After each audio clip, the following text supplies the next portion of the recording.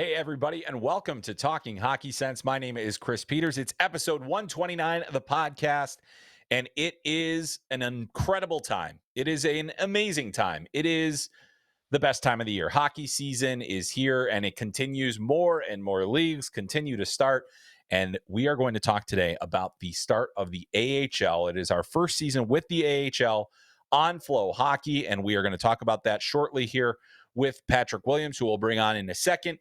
But just wanted to remind you guys, if you haven't yet, now is the time to subscribe to FloHockey. Make sure you go over to our sign-up page, flohockey.tv/sign-up. You will be able to get access to the AHL, ECHL, SPHL, USHL. Now, as we just announced yesterday, if you're in the United States, we also have English commentary games from the Swedish Hockey League. So lots of new things happening. College hockey season starts this week. AHL next week. We'll talk more about that later in the show, but definitely get subscribed as quickly as you can because you will not want to miss a second of the action this season. And we're going to talk all about it. We're going to start today talking about the AHL, and I'm really excited to bring into the show Patrick Williams, who you have certainly known over the course of time as a preeminent AHL expert, and he is now the AHL beat writer for Flow Sports. So without further ado, I'm going to bring in Patrick Williams, and we are going to talk AHL today. He is certainly one of the guys that knows the league backwards and forwards, and there he is on your screen, and now you will hear him in your earbuds. Patrick, welcome back to Talking Hockey Sense. It is great to have you, and great to have you with us at Flow Sports and Flow Hockey, doing all of the great work that you've done so far previewing the AHL season.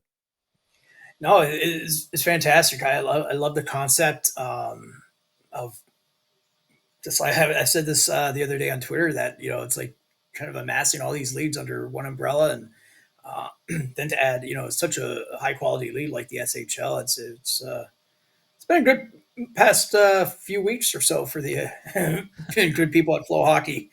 You bring in the AHL obviously, and now you have the SHL. Like if your prospects are your thing, or just high level hockey, um, great stop. Yeah, we One of the things that's always nice about like watching games over in Europe is you throw them on in the late morning, early afternoon.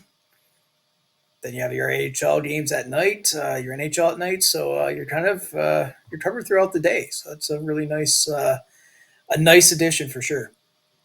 yeah, it's been a really exciting couple of weeks here, and I've what's been really fun for me is seeing fans kind of get an idea of what we're building. And what we're building at Flow is, obviously a destination, the essential destination for hockey fans for the leagues beneath the NHL.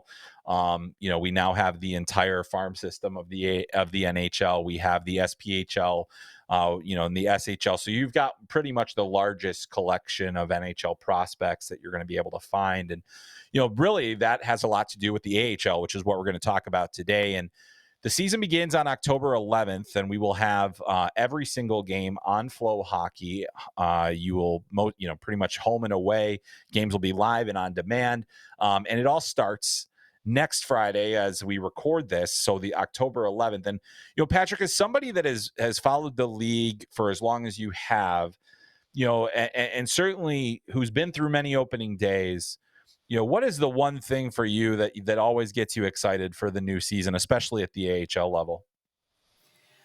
I think it's that final like day or so, 24 hours or so before opening night, where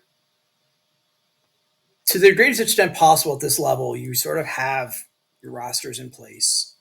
Um, After all the past few weeks of NHL training camp, and then you're going down to AHL training camp, and like for example, the Hershey Bears this week have 40 players in camp. They have to get down their numbers pretty quickly. So you just have all these different moving pieces. You have players going on waivers, players clearing waivers, uh, and then you're finally through that, and now you're okay. Now we can just focus on the hockey part, and get down to get down to the actual reason we're all here. And so that's a really nice part. It's that kind of that nice little bit of quiet before everything really starts to take off. Because once it does, you're going out from October till last season ended on June 24th. So it's more than a marathon. It's like a couple marathons really. So it's a nice chance to maybe just sort of like take stock of things and then see where really how the season's going to unfold. And this league, I've said this before, will humble anybody trying to make predictions because it's just if it's difficult to do that at the NHL level, it's double, triple that at the AHL level where you just have rosters changing all the time and you never quite know what to expect, and that's really what makes this league so fun. It's probably one of the least predictable leagues in all of the hockey world altogether. Yeah, I agree completely. I mean, I think that that's actually one of the things that makes it interesting, and it's also one of the things I think increases the value of the league from a development standpoint as well, because you've got all of these teams that just simply do not, they're trying to figure things out probably as much as we are at times. Some of these guys have been in the league for a while, but we're dealing with a lot of teenagers playing their first year of pro hockey, or we're dealing with guys that just came out of college, and different things, and it's a grind, as you mentioned. It's a marathon. It is really intense, and I think that really for both of us, the excitement is in being finally able to kind of see what this looks like. And the thing is that it changes over the course of the year. Guys develop, guys get better, guys fall back, all those different things that happen over the course of a season. And we see it right away. And then you just start to see how a player grows, how they figure things out. Maybe they don't figure things out. There's all those different things that kind of come into play. But looking at the opening night schedule, the first game that will appear as a regular season game on FloHockey, and there have been select preseason games available on FloHockey as that has been happening over the course of this week. But the first regular season game that we'll see is Syracuse at Utica. So that a classic New York rivalry, to long-term hockey markets that will be kicking us off on October 11th. But we also have one thing that AHL fans may not know, that they that will be different this season. So that those of you that were familiar with AHL TV certainly knew that there was a game of the week every week where there would be a free game that was able to be streamed. We are also doing that here at FloHockey and with the AHL. However, it'll actually appear in more places because you will get the games on FloHockey as you normally would if you're a subscriber. But for those that aren't subscribed, you'll also be able to follow the game on social media, Facebook, YouTube, on X as well. So there are going to be more ways to follow that, and that'll happen on Saturdays throughout the week. And we will have a number of those games available for you throughout the season. You will see one every week, and we will be creating a lot around those games. And one of the teams that I think a lot of eyes are going to be on, and you mentioned them already with their large training camp, is the Hershey Bears. And I want to talk about them, and we're going to talk about some of the games we're excited about, but I just wanted to touch on Hershey first because they are the defending Calder Cup champion. Twice in a row they've won the Calder Cup, the winningest team in terms of Calder Cups in this league, one of the winningest teams in professional hockey. You've been able to see it up close. You've been to games in the Calder Cup. They will have a number of veteran players back this season. They'll have a number of guys that were kind of the younger players that potentially will be playing for the Capitals this year. But what is it that has made the Hershey Bears such a dynasty? I mean, really, and you talked about it. It's really difficult for teams in this league to sustain success, and yet here they are, back-to-back champions. And I would say they're probably favorites again this year. I was speaking with Todd Nelson, the head coach there this week, and one of the really remarkable things is typically when a team wins a championship at this level, the roster gets picked apart over the summer, and for the most part, like they're relatively intact. They lost a few players, but they also went out and got a few players, right? Like they brought in Brad Hunt, who's coming off being a first team All Star this year, so he comes in on the blue line, right? And so it's that commitment on the part of both the Hershey Bears, but also the Washington Capitals. It's a two-way street the way that they operate, and there's a mentality there of your success is our success. And so what does that mean? That means that when the Hershey Bears do well, when they play into May and June, when they win championships, that's great for player development. That's high level experience for those young Capitals prospects. At the same time, it also works obviously for the Hershey Bears. They fill that building every night. Every year they're a contender. The expectations there are extremely high. Every player that comes there and signs, if they don't know that when they sign, they certainly are aware of that after their first day or two in Hershey. It's a very different culture. It's in a lot of ways it's very similar to an NHL team, just in the way they approach things. Like they expect to win and they expect um, to fill that building, and so it's that. And then success with then just builds, right? So like now you have two cups. Now you can get somebody like Brad Hunt who wants to come there and chase a Calder Cup himself, right? And so just everything builds on each other. Now this is why you have a team that they're trying to become the first team since 1962 to win three in a row. Springfield did that back then, and obviously the early '60s AHL was a much different model than where we're at today. It really resembles nothing to today's modern AHL. So, and I think it makes it that much more impressive how they've been able to maintain that consistency while also producing players for the Washington Capitals. And you look at all the players that have come through there over the years. Um, 18 players that were, or actually 14 players on the 2018 Caps Stanley Cup team came through Hershey, and it's just you see that philosophy really permeates even down to South Carolina. Like you look at all the former South Carolina coaches now in the NHL, right? Spencer Carberry, Yep. Jared Bednar, Ryan Warsofsky this year. Like it's just all three levels. It's a true partnership, whether you're talking about the Capitals, Hershey, or right down there to South Carolina. Yeah, I mean that absolutely is a huge part of really just the top to bottom and the holistic approach that I think that they've taken as an organization, and the cooperation between the Capitals and the Bears and the different situations there, because they're in a lot of cases the NHL team owns the AHL team, and in this case it's a little different. So it's really fascinating to see how that partnership has worked. And I love that you brought up South Carolina as well, which is that their ECHL affiliate, and the cradle of coaches that has become.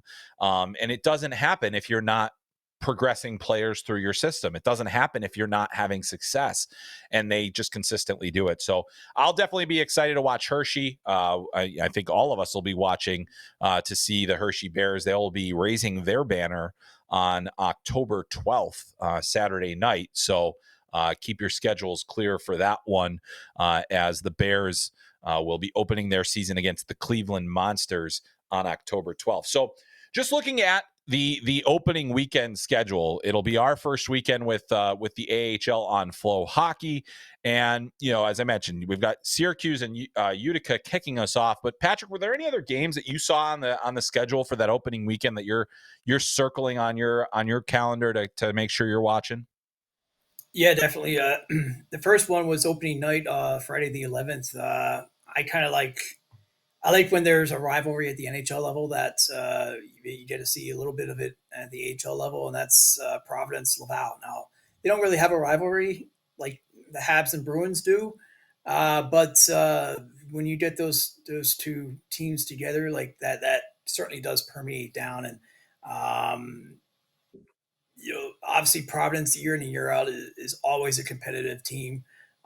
They haven't had a lot of playoff success in a bit, but certainly they're a team that every year the Boston Bruins make an effort to put a solid roster together in Providence. And Laval, you have Pascal Vincent coming in off the Columbus Blue Yep. Jackets stint, and uh, quite a markedly different roster there. And then mixed in with some real exciting young prospects in Laval, like Luke Tuck and Owen Beck and Philip Machar, and right down the list of possibly Logan Mayu, and just a real good group there. And then the following day, I'm kind of a fan of the really weird, um, unconventional matchups. So I'll go with San Diego and Toronto. Um, Yeah, how about two that teams one? that never played each other. They came close a few years back. They each got to the Final Four, but didn't come to pass. But yeah, kind of a little bit of a weird, quirky matchup between two teams that never have seen each other. And San Diego is going to be a much different team. And then obviously we know Toronto every year. The Leafs and the Marlies put together a pretty good operation there at the AHL level. So that should be fun. I think I know the San Diego Gulls players are excited to go there and get a chance to play in Toronto. It's, whatever level you're talking about, it's always exciting for players to go back there. Yeah, no question about it. I mean, like that was one I was looking at too, because it is an interesting thing. And I also think the San Diego Gulls, if anybody's been paying attention to the NHL draft lately and they've seen what the Anaheim Ducks have been doing and building, they have one of the deepest prospect systems of any team in the NHL. The top end is very high end. A lot of those guys will be playing at the NHL level. But that also leaves a lot of room for them to send guys to San Diego, which they have done already, even, and getting guys that are going to be significant players for them down the line. Going to be very interested to see some of their young defensemen that'll be playing for their team. They have a number of other players that they brought in to kind of bolster their lineup and as well. And then I mean, who wouldn't love playing pro hockey in San Diego? And obviously now they have the chance to go play on the big stage in Toronto against the Marlies. Another game that I'll be keeping fairly close tabs on. And this is a team that I'm actually really fascinated to follow throughout the season is the Grand Rapids Griffins. They're going to be hosting Milwaukee on opening night. Last year it was fun when you would see those two teams play against each other, because you'd often see, a Sebastian Kosa versus Yaroslav Askarov kind of matchup thing. That will not be the case this year, because Askarov is no longer a member of the Milwaukee Admirals. He's been moved to the San Jose Sharks organization. But Kosa very much, this is a big season for him. He's a prospect I'll be following very closely. I think this is probably one of the years where it's like, all right, it's time to really take that next big step forward towards being an NHL starter. He's a first-round goalie draft pick. And Milwaukee is always that's a team that's always going to be competitive. That Nashville has always relied heavily on their AHL development in order to bolster their NHL lineup.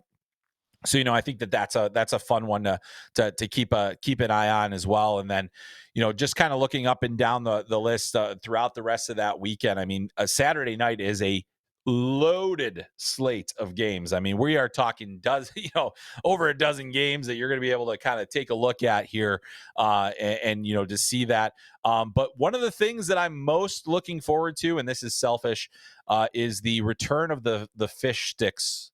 The fisherman jersey with the Bridgeport Islanders.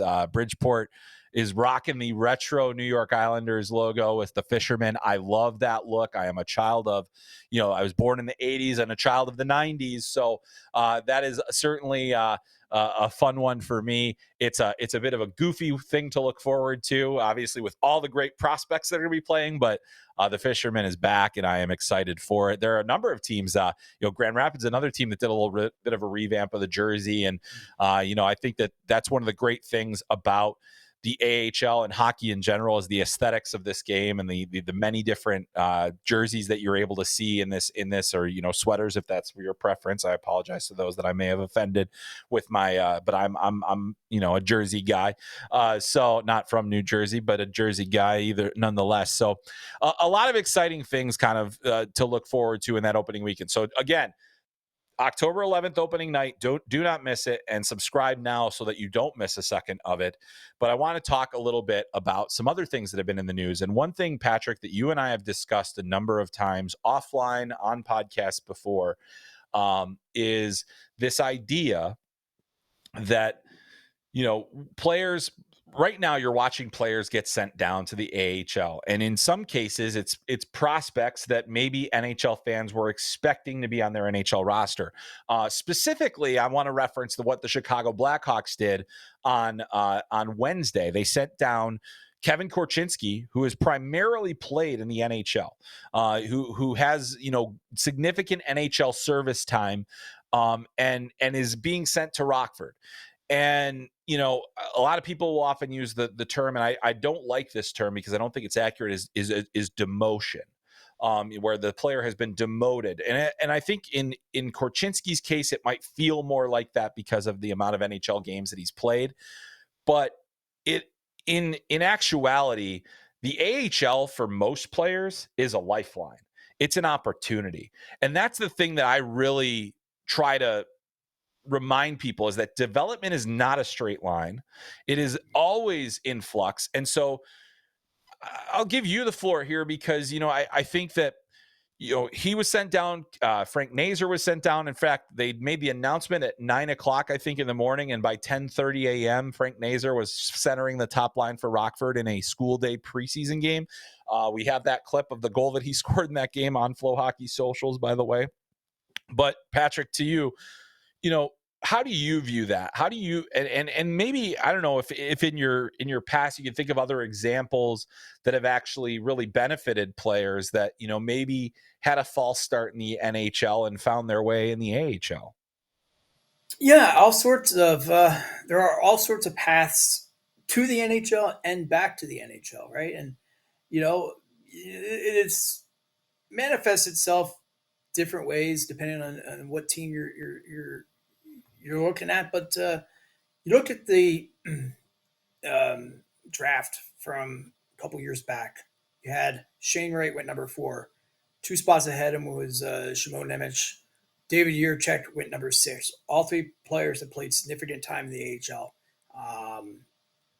All 3 now look, or if they're not already in the NHL as regulars, they look like they're right on the brink of things, like in the case of Shane Wright. I talked a lot to Dan Bilesma last year with Coachella Valley. And you're talking about a coach that's obviously had all kinds of success at the NHL level internationally, and he said going to Coachella Valley was the best thing possible for Shane Wright's development. Sure, you could put him up in Seattle, and he could have played bottom 6 minutes, and maybe he could have picked up 5-10 goals, and that would have been um, okay. But the goal, and you hear this from some of the best um, operations across the NHL. The goal is not to get a player to the NHL. The goal is to keep the player in the NHL for the next 10, 15 years, right? And so you want to give them the best possible chance of success. And I understand that there was a lot of hubbub with what the Hawks did the other day, making those moves. But I'll make a couple rebuttals to that. Number one, nothing is permanent, right? They are a phone Yes. call away in Rockford. You can put the phone call in now, and they can be there in an hour and a half, right? Like, it's not permanent. It's not like when you send a player back to junior, and okay, that's like, well, we're gonna see you next year. Hey, good luck. Yeah. There's nothing permanent about an NHL assignment, demotion, if you want to call it like some people might term it. Um, that's the first part. The second part is how many players are a finished product at 20, 21 years old? Right? Very few. I Right. mean, and the ones that are we're talking like the elite of the elite. um, so I think back to like a player like Patrice Bergeron. That was obviously a different situation, like because of the NHL lockout in 2004. But there was a guy who had played in the NHL. Obviously, he had some success, but he was able to go down to the AHL and then be the man, right? Like he was able to play 20, 25 minutes a night, every situation imaginable, be counted upon, not be part of the supporting cast, but really lead that team. And I think for players, I mean, it's invaluable. Like the AHL, I think a lot of people think of it as like it's an optional stage. Like, well, if we have to, we'll send them there, but man, we don't really. For most players, I mean, 90% of the players that are in the NHL have come through the Yep. AHL. So for nine out of 10 players have to go there. And then the second rebuttal I always will say is Zdeno Chara played in the AHL before he went on to a 25-year career in the NHL. Yep. As a future Hall of Fame defenseman, and just a guy that will at every kind of success imaginable. So I would say to that, like if Zdeno Chara can play in the AHL, then pretty much anybody can. So and right Yeah. down the list, like there's been a ton of players that have come through this league. It's not a it's not exile. It's not anything like that. It's another step in your development to get you to the NHL and keep you there for the next decade plus. Yeah, and I think it's all situational too. And you made a great point there about the opportunity to go and be the man. And I think you look at let's take the Kevin Korchinski situation Mm-hmm. on its as the example. 76 NHL games last year. But this season with the moves that the Blackhawks had made in free agency, you're basically saying, hey, you're not one of our top 4 defensemen. He will be the number 1 defenseman for Rockford for a period of time, and he is going to get more minutes. He will be put in all of the situations that the Blackhawks expect him to play in the NHL that he's not ready to play yet. And I think I sometimes I wonder, would Chicago have done it over if they knew, that would they have sent him back to junior for another year if they thought, but I think again, the situation dictated last year that they didn't have better options. This year they do. And that's a different story. And I think that's the thing is you can try to force a player into a role they're not ready for at the NHL level. And some will sink and some will swim. I think what you will find more often than not is if you put them in the AHL in the appropriate role with the appropriate amount of time, they will find their way. And that's, because it's still hard. It's not like it is not easy to be a number 1 defenseman in the AHL. It is so difficult to be the guy that has to do all that stuff. And you look at the same thing. It's the same thing with Frank Nazar, who was sent back. Hey, you're not going to be you might be on our 4th line in the NHL this season, but you're going to be on our top line and playing the position, your natural position of center at the AHL level, and then we'll see where you're at. And as you mentioned, it is one phone call away. It's one opportunity to get back. Also, these guys are waiver exempt, which is a very important fact in why some players get sent back.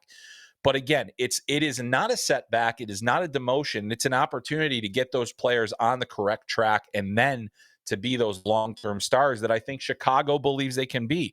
And the fact of the matter is, the more of those players that are in the AHL, the better it is for the AHL, not because they have the name recognition. It's because those are the types of players that you're going to come up with in the NHL. You're going to be competing against them. Now you're getting that experience.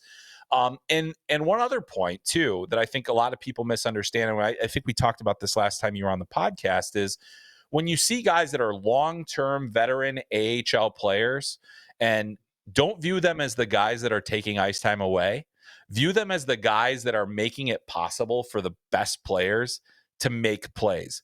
I had a conversation years ago with a coach who said, if we didn't have player X that was able to do the things, like could make the plays that the player was trying, or finish the plays that the highly skilled young player was trying to make, then he would have just gotten frustrated and wouldn't have had the success that he had. So those players are incredibly valuable from a development standpoint. They don't take ice time away as much as they aid those players. So you think about guys like, Michael Mersch just retired, but is he able to play with the Rochester younger players, show them what it's like to be a pro? TJ Tynan has been this guy in the AHL for years and years and years. And so, that's really the helpful thing, is when you have players like that, there is the support system that the players need. And that's another thing that I think is incredibly important about what the AHL offers, and why I'm so excited to see some of these young players come into the mix here. Patrick, I wanted to ask you, we're going to talk about some of the prospects that are going to be in the AHL this year, but I want to talk about some of the guys that were in the league last year that are still very much in the mix for NHL spots at this point. And it looks very much like Brant Clark, who was with the Ontario Reign last year, is almost by necessity because of the Drew Doughty injury, but also because I believe the Kings think he's ready to be a member of the Los Angeles Kings. Maverick Bourque and Logan Stankoven are in the in Stars camp, Dallas Stars camp. They were two of the very best players in the AHL last season. Bourque ended up being the MVP of the league. And then Yaroslav Askarov, who we mentioned earlier, he's still basically. It's not a guarantee that he's going to be the starter or start the season in the NHL with the Sharks, but that's another guy. So I just wonder, some thoughts on some of these guys that you watched last season, and also those that I didn't mention.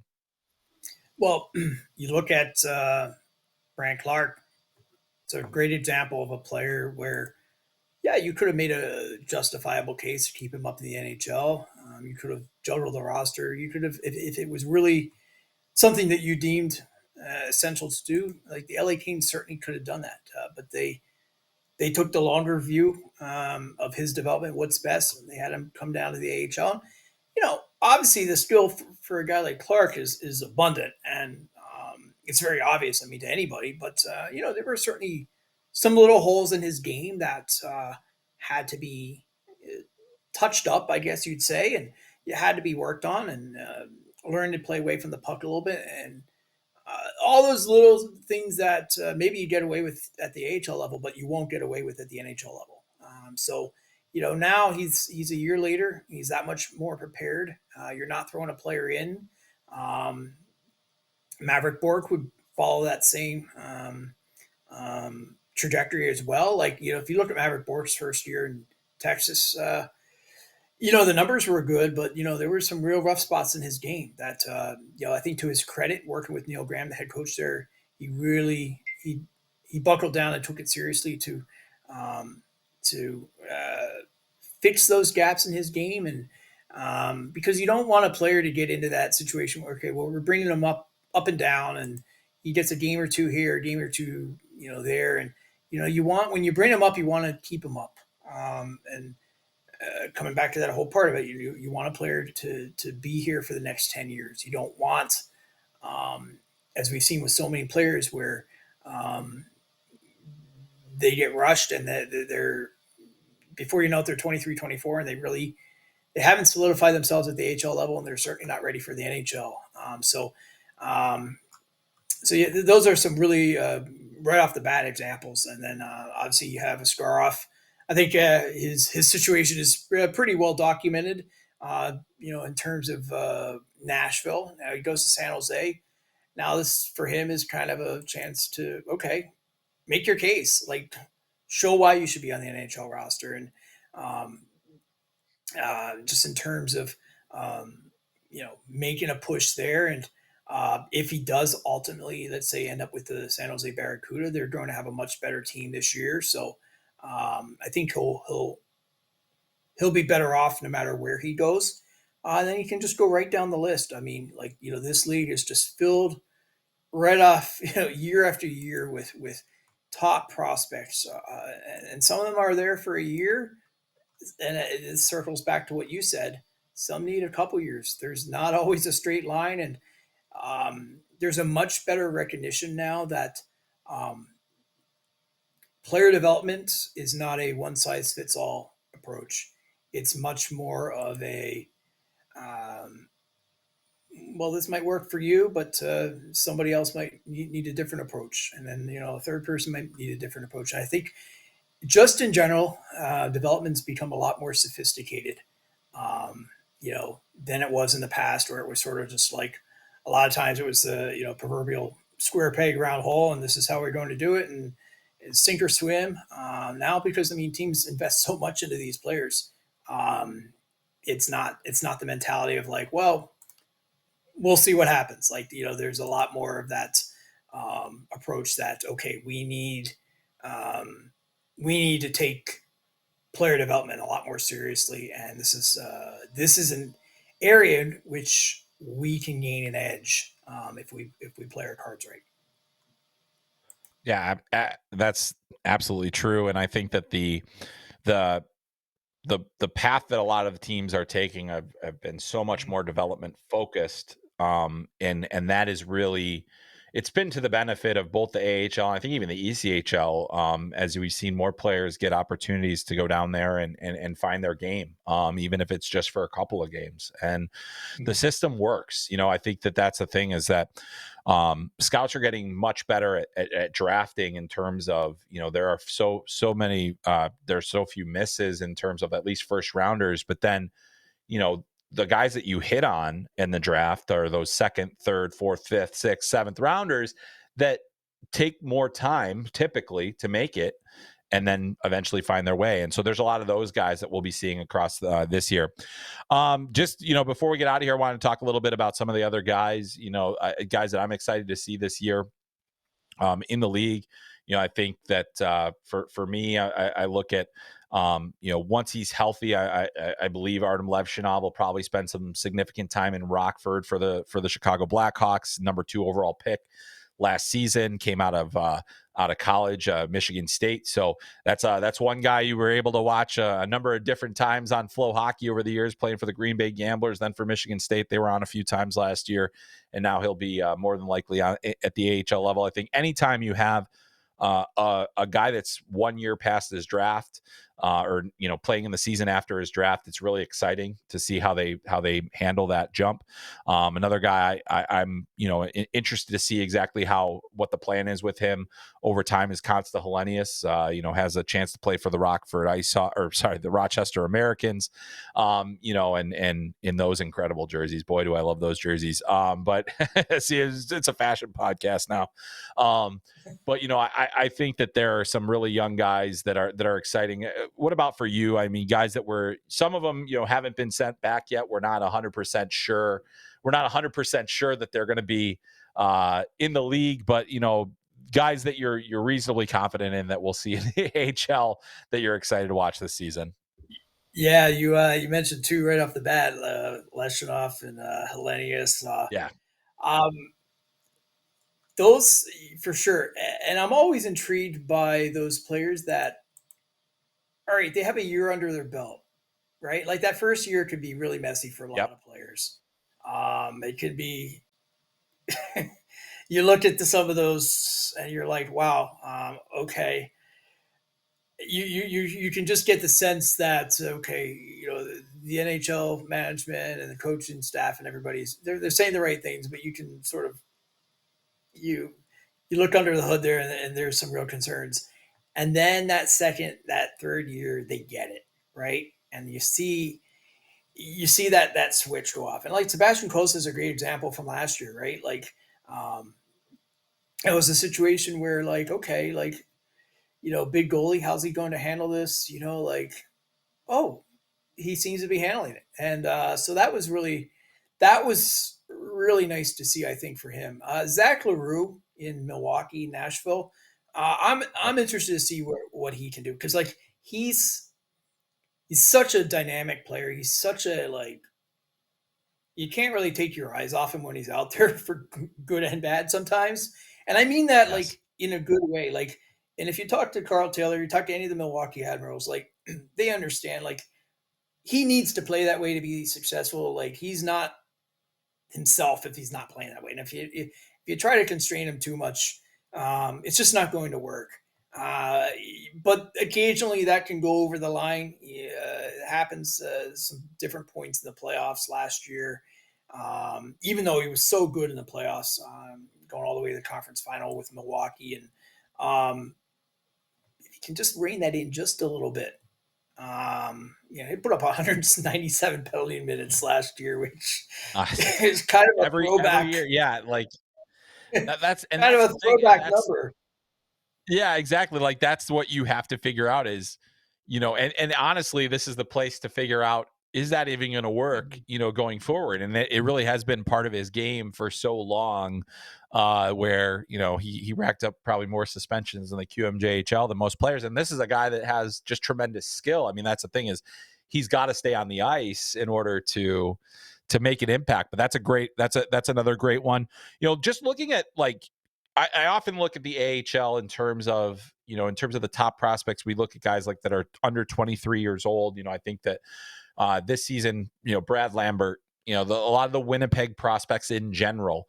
How are they going to do? Chibrikov and Cruz Lucius or Cruz Lucius, whichever. I'm mixing up my Luciuses, Chaz Lucius, because Cruz is going to be at Arizona State. You'll be able to see him on FloHockey this week. Maybe that's why I was saying him. But guys like that, Mackie Samoskevich, he's going to come back. And then one guy that played mostly in junior last year, Matt Savoy. I think we'll see him in Bakersfield, and that'll be a really interesting thing. Will it all come together for him? So that's what I'm looking forward to finding out with him. There's a lot more guys. I mean, there's a number of players that I think will ultimately get their NHL opportunity this season.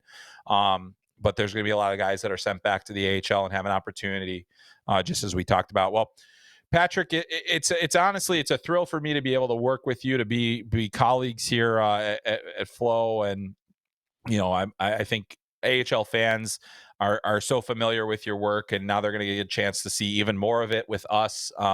So I'm really excited to see what you're able to put out this year, and really thank you for hanging out with us on this podcast, helping us preview the season, and just really can't wait to read your work and see your work and have it under the Flo banner this year. So thank you, and let's get to work, man. Absolutely. Excited to be here. I think we can do some really good things. I'm really excited to see where this goes and where Flow in general goes. Just getting these leagues under one umbrella, I think, is going to be such a great experience. I think for hockey fans, us included. Right? Like in the end, we're all hockey fans, and Yeah. I think that's it's going to be really fun to see. Yeah, absolutely. Well, Patrick, thank you so much for joining us, ladies and gentlemen. Patrick Williams, you can follow his work at a number of platforms, including now FloHockey, but also the AHL.com and NHL.com, as I catch myself almost coughing there. And you can also follow him on Twitter at PWilliamsAHL. So, Patrick, once again, thanks a lot for joining us, and we'll be catching up with you real soon. Thank you. All right. Well, thanks again to Patrick, and thanks to all of you for hanging out with us today. We're going to talk a little bit more about some other hockey coming up, because we're not quite done yet. And in addition to the AHL, so that starts October 11th. On October 4th, excuse me, on October 4th, we are back with men's college hockey. And anybody that knows me, that's been around me, knows that I love college hockey and I really enjoy covering it. And we will continue to cover it here on FloHockey. You can also catch Atlantic Hockey America, the combined conference now that was Atlantic Hockey and College Hockey America, now merged into one conference. We have men's and women's hockey every single weekend throughout the college hockey season. Thanks to them, we also have home games for Alaska Fairbanks, and you can also catch a number of Division III and ACHA games. Those seasons are underway as well. So very excited to have that on here. But let's talk about the big picture, the national focus of college hockey. And as I mentioned, we've got some great games coming up this weekend, but there's going to be a number of top tier teams throughout the season. And I think the great thing about the college hockey season at the start of it, just like we were talking about with the AHL, can be very unpredictable. There's going to be a lot of teams that kind of rise and fall, given and now the transfer portal has really thrown things for a loop in terms of how teams are building their rosters. We're seeing top prospects for the NHL continue to come into college hockey this season. You can right now read my preseason power rankings for the college season.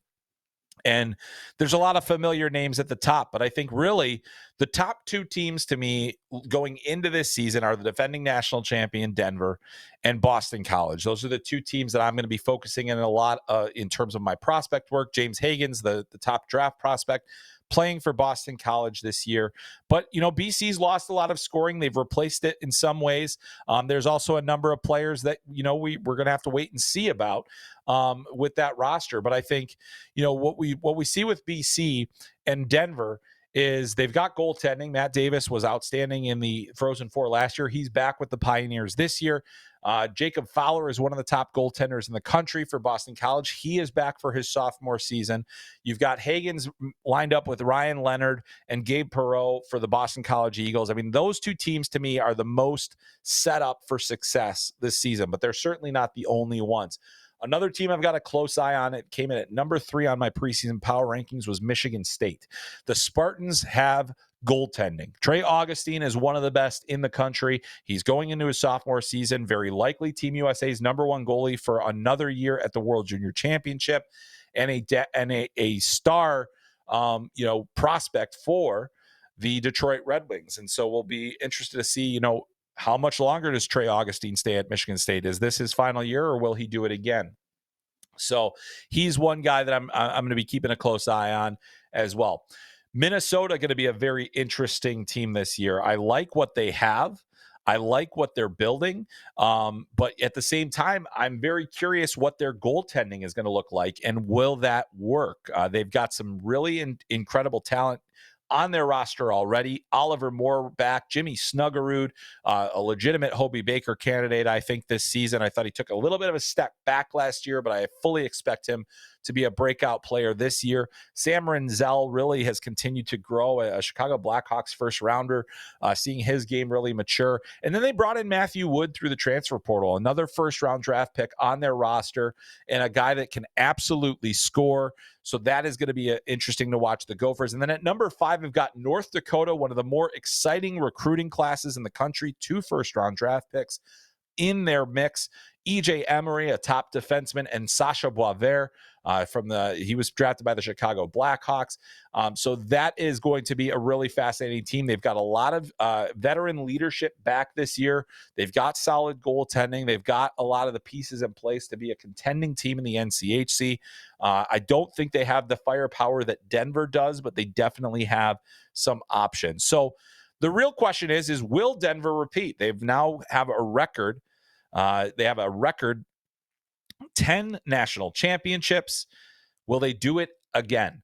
Well, as I mentioned, they have Matt Davis back. They have probably the best defenseman in the country, Zeev Buium. And I say probably, but I think he is. And he was, a top draft pick last year, the Minnesota Wild. Couldn't believe he fell in the draft down and was available to the Wild. They go ahead and get him. Jack Devine, their top returning scorer, is back for his senior season. I think a lot of people were thinking he might turn pro. He opts not to, and that was really something to behold. Now you've got those guys. You've got a good recruiting class. They did lose a number of players. Massimo Rizzo, Matica is no longer there. So they have a lot of different holes that they need to fill, but they've got a number of solid prospects on coming in. And then, to have a good number 1 goalie, a good number 1 defenseman, a good number 1 scorer, they have the core pieces in place. So I think that they are absolutely a threat to repeat. Their head coach, David Carl, very eager to do that. And I believe, this is also a historic season for one of the most historic programs in college hockey as they celebrate 75 years. So Denver definitely will be one to watch. So let's talk about top prospects, because there's going to be a heck of a lot of them in college hockey this year. And among them, I mentioned Zeev Buium. I think he's going to be a legitimate threat for the Hobey Baker this year. I think he's going to be outstanding in that regard. James Hagens, the number 1 draft prospect. I think he's going to have a big season at Boston College.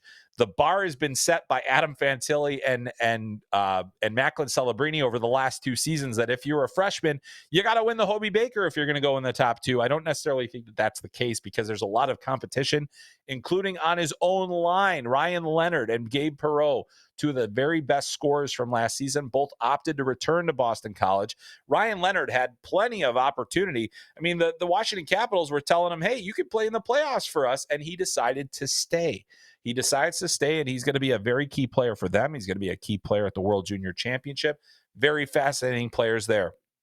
Trey Augustine, Jacob Fowler, among the top goaltenders in the country.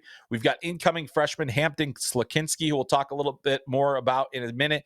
The reigning USHL goalie of the year at Western Michigan. You've got all of these new players that are coming into the mix too as freshmen. Trevor Connolly at Providence, John Mustard at Providence, Logan Sawyer at Providence, maybe one of the best recruiting classes that Nate Lehman has brought into the Providence Friars.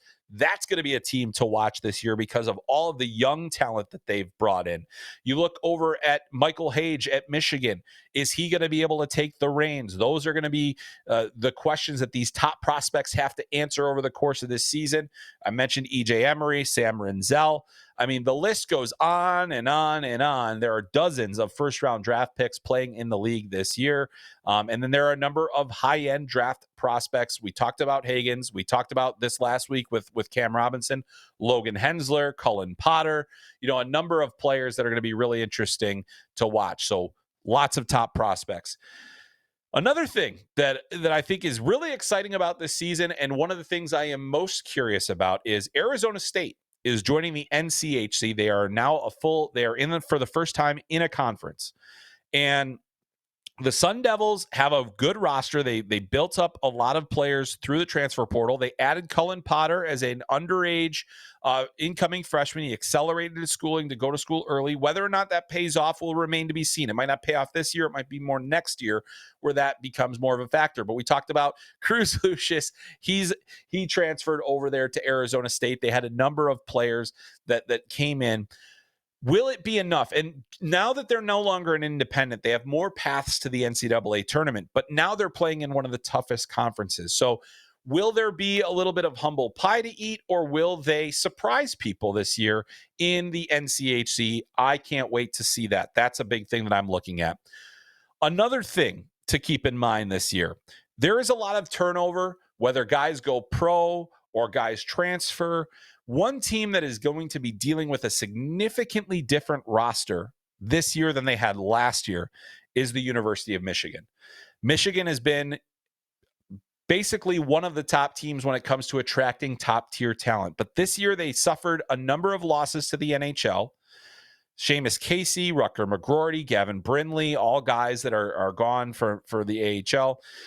They had NHL. They had an incoming class that included Michael Hage, who's still going there, but Matvey Gridin, who was selected in the first round, was a pick. He didn't end up getting into school, and then he went a different way, and so you lose a top tier talent from your recruiting class. They did get a number of players to stay. Jacob Truscott will be their captain once again, and he's staying for an extra year. Vancouver Canucks draft pick. So, they have pieces, but I think goaltending is a question mark for they should be able to have good enough goaltending, but it's still a little bit of a question mark for them.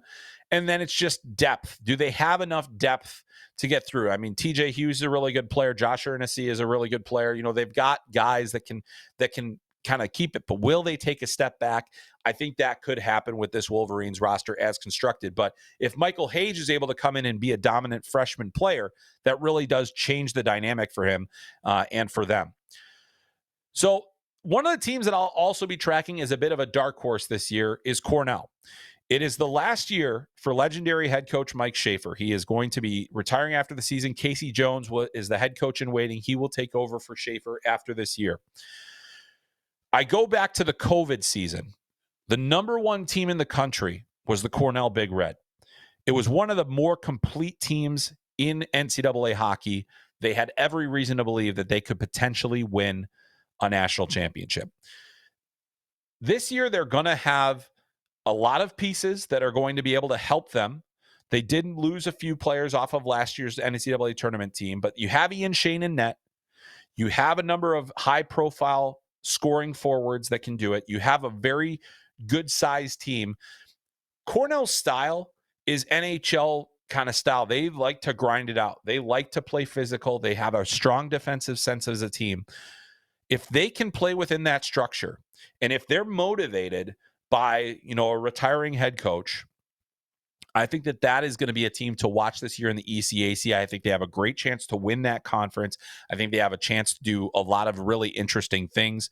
Really excited to watch what they do this season, because I think I look back and I think of how close they probably felt they were to a national championship under Mike Schaefer with that COVID season, and then it gets wiped out before they even have a chance to go for it.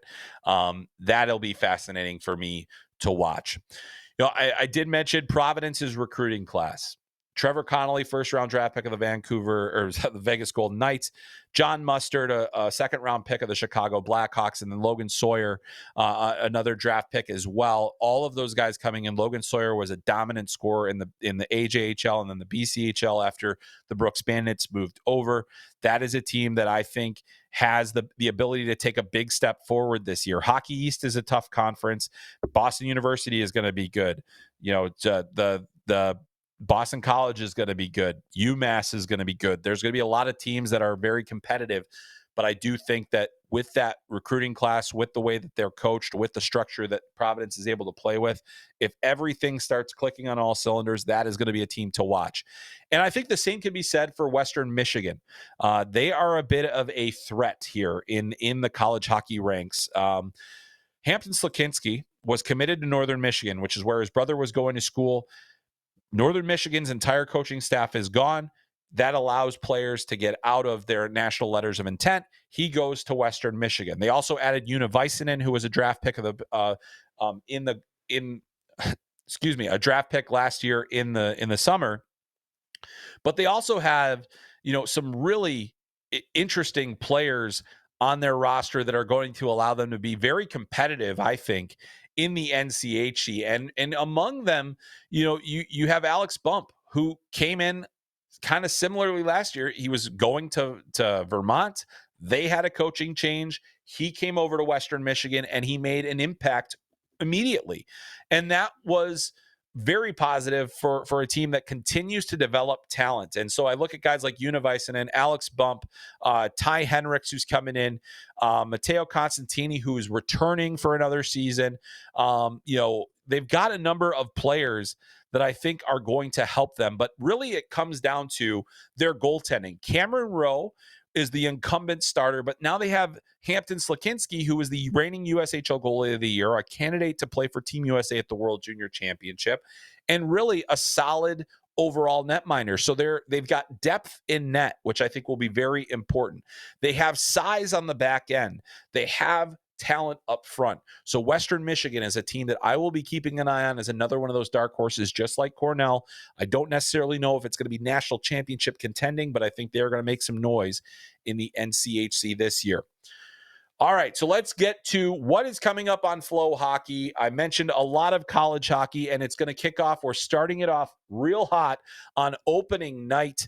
Coming soon here, we've got the Atlantic Hockey America games. You're going to see Air Force. Air Force also just dropped some new alternate jerseys. Go check out their social media because those things are absolutely gorgeous. They've got helmet designs and everything. So we are going to be really excited to see Arizona State at Air Force to start the season. Arizona State entering the season ranked. They're also have, as I mentioned, Cullen Potter, one of the top NHL draft prospects. We'll have both those games October 4th and 5th.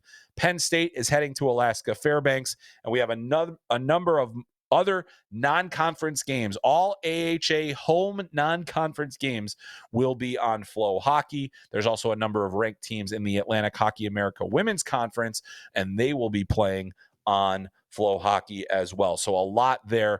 Also, we talked about at the top of the show, the Swedish Hockey League select games throughout the season will be available exclusively in the United States. FloHockey will be streaming those games. We just started that the day that we record this, for Linda playing Modo. But basically 2 games per week. You're going to get English commentary and you're going to get some of the best hockey that is available in Europe. It is absolutely awesome. The quality is incredible. The broadcast feed that we get is outstanding. And you'll be able to see a number of top prospects like Axel Sandin Pellikka, Michael Brandsegg Nygaard, Stian Solberg, a number of other players. I mean, there's so many to mention. And actually, I wrote a piece. I don't know why I'm blanking on it right now. I wrote a piece that you could read on FloHockey.tv to find out more about which top prospects are playing where. The schedule for all of October is out. We will be adding more games to that schedule as the season progresses. But very, very, very excited as a prospect guy to have the SHL in addition to the AHL, the ECHL, the SPHL. We got all that. As we've talked about all show, Opening night in the AHL is on October 11th. Our game of the week will be free stream on October 12th. That will be announced at a later date. You'll be able to find out who we will be streaming for free and watch that game. You will also be able to watch in a couple more weeks the ECHL and SPHL, both opening on October 18th. Do not forget to sign up and make sure you don't miss anything. Games are available live and on demand. I highly recommend the annual subscription. It's the fee that you pay up front to get the entire year of hockey. We'll have a ton of content that we're producing for you as well. So do not miss out on this great opportunity to be part of FloHockey and to get here on the ground level, because we are just getting started. And really, this is probably, I've been here for 2.5 years at Flo.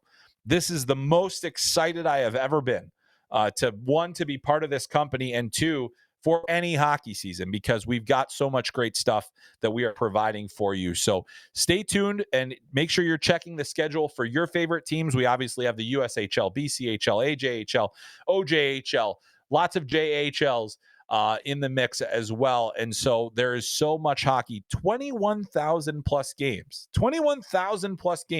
will stream on FloHockey this year. So if you are a hockey junkie like I am and you can't get enough of it and you want to watch hockey all the way, all the time, FloHockey is a great place to do that. So make sure you go to flohockey.tv/sign up, and we will get you hooked up with that subscription, and you will be able to watch a lot of hockey this year. So can't wait for that. All right. Well, that's going to do it for this week's episode. I want to give a huge thanks to Patrick Williams for joining me. I want to give the thanks to all of you for listening. Thanks to Ever for producing. And also thanks to FloHockey for getting all these great games and all these great things to talk about. We are going to have a lot of fun this year, and we hope that you will join us along for the ride. But that is going to do it for this week's episode of Talking Hockey Sense. My name is Chris Peters. We'll catch you next time.